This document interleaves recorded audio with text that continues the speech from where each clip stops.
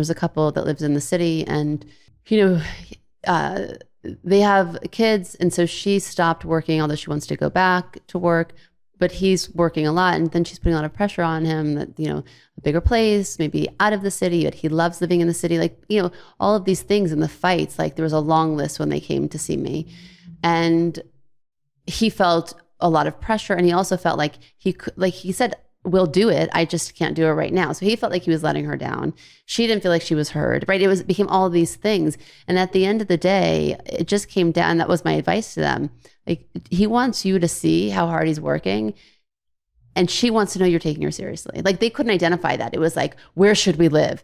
New York or Connecticut? Where, and they started fighting about everything. I mean, really, like the first 45 minutes that they sat with me was like all the fights they've been having for the past year, especially during the pandemic, when really it was just about those 2 points. And once they realized that, they were like, it was gone. There wasn't even an issue. And, she's like, okay, I can be patient for another year or two.